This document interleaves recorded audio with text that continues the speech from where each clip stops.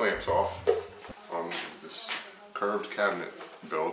As you can see, there's 2 layers of 3/16" thick HDF, high density fiber board. You can see the foam as it came out of the joints with the polyurethane glue. That gives, it's strong, but it fills in the gaps too, which is good because sometimes everything doesn't fit 100% square and flush like you hope it would. So let me take the clamps off of this one. I've actually kind of went ahead and put a second 2 sheets on each side of this. I trimmed the cabinet already, which I'll get to a little bit, and I'm going to take the clamps off so you can see what it looks like after I...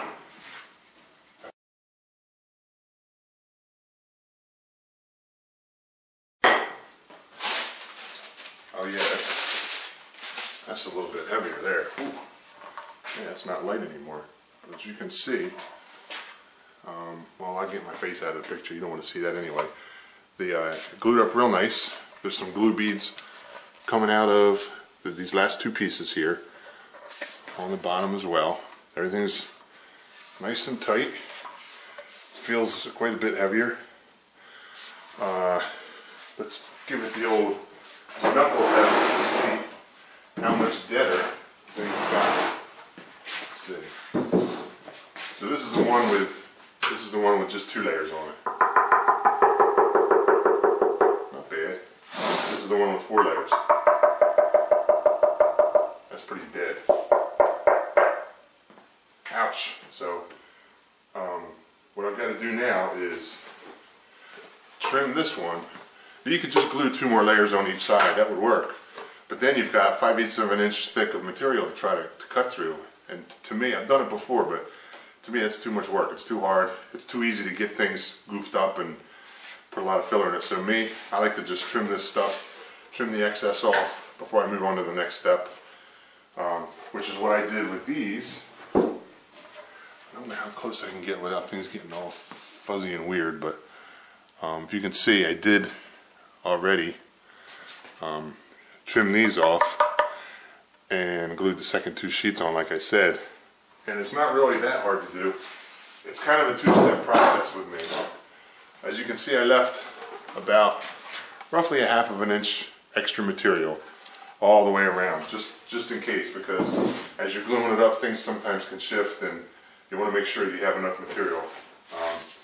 So what I do, how I handle it is, I put this in the jaw horse, or however you want to do it.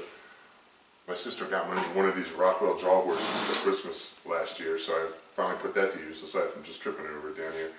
But what I do is I use the saber saw, and I very carefully cut this, run it on the top here. Even though it's curved, it still works okay. You just got to be careful. Just cut within a 1/16 of an inch or so, something like that. Just try to get pretty close without cutting into the face material. It's not too bad to do that on this, even though there's a curve. It's flat this way, so you can run the saw on it okay. Just be careful. Same thing with this and same thing with this. The back, as you can see, there's a little bit of an angle, so that's just a pain in the behind. So what I do, or what I did, well, that's actually the wrong angle, but let me do it this way. I hope I don't drop it. So as you can see, I set an angle on the base of my saber saw, so it sits flush, but still cuts a straight line. You just got to be careful. So what you're left with after you do that, you're just taking the bulk of the material off. You're left with a 1/16 of an inch roughly of this 2 layers thick of material. And after you do that, again, like I think I showed before, you're going to take the router. This has a 1/2 inch straight cutting bit. It's got a 1/2 inch bearing. Basically the bearing rides against the cabinet, and as you router along, you remove the excess material. And when you're done, it's basically flush. You got to just be a little careful that you don't gouge when you're going around. But if you've done this for a little bit, you kind of got a feel for how to do it without goofing it up. So it's not really so bad. So the way that I get rid of the excess material, or at least the bulk of it, I do it in a 2-step process. First I use the saber saw, then I use the router to trim along at least these edges here. This back meets the side here at weird angle, so you really can't use the router for that.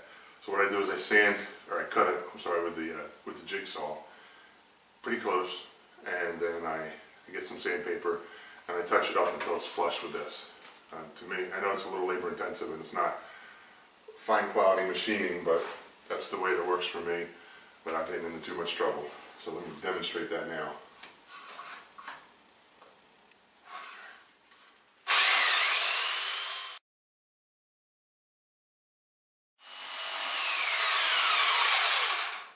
Ooh, not bad. That's not bad at all. Well, I'm on a roll. Let me flip it over and do the other side real quick.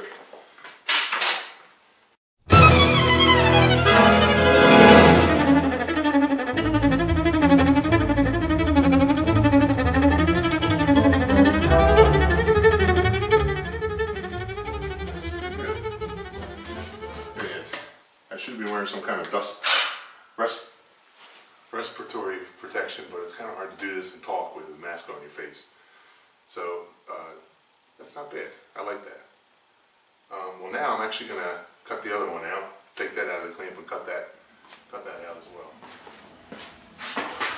All right, I'm going to router the top, front, and bottom of one of the cabinets with the 1/2 inch flush cut bit.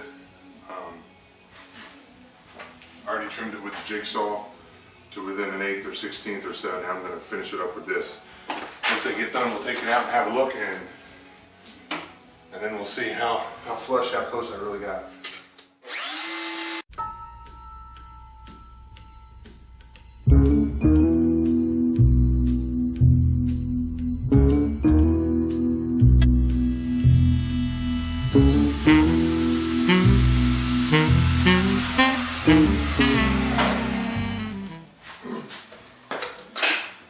Okay, let's take a peek. All right, so let's see, trying to line it up.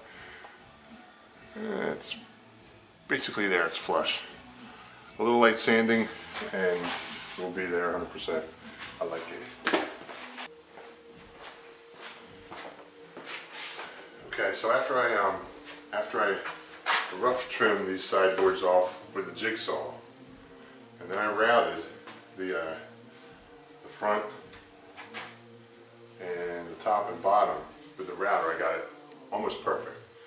The back, remember, I can't use the router against that because it's a different angle. So for that, I turned to my good friend, the belt sander. This has a really coarse grit in it. I just bought it. It's like 50 stones glued to a cardboard disc. So I already actually belt sanded this and sanded it, but just to give you the idea, you basically just work it until you see the raised part get down almost flush, and then once you're done, just basically go over it real quick. You don't have to use that coarse of a grit, but I just hate doing this, so I just do it fast. The next thing I do is just to get the whole thing kind of even and flush and smooth. This is I'm pretty far away, aren't I? This is just an oak board, oak flooring board, and I glued a kind of medium coarse piece of belt sanding paper to it. That stuff's really, as opposed to regular sandpaper, the belt sander sanding pieces they're very sturdy. So I contact cemented it, or spray adhesive it to this board, and I made sure this board was totally flat. I got a handle on it from another sander. And this is about, I don't know, 1.5 feet wide, 16 inches wide, something like that. And basically, I got it locked in this thing, the jaw horse. And basically, I just kind of work it like this.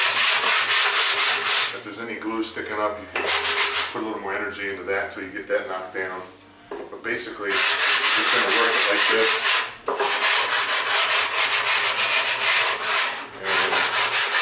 It's usually these side panels that you just glued on that are sitting a little bit proud.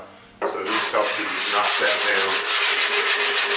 And because of the fact that it's so big and so sturdy and rigid, you should be able to get it flat within very little time. Use your fingers. You can use a straight edge too. It wouldn't be a bad idea to put a straight edge along the length of it to make sure you don't have any waves, but To me, as long as the thing looks okay and feels okay, I'm not going to worry about being that fussy. If I was that fussy, I wouldn't be happy with any of my stuff, because my stuff's not perfect, any of it. So let me unlock this thing. I'm getting closer to the camera. You can basically see pretty much there.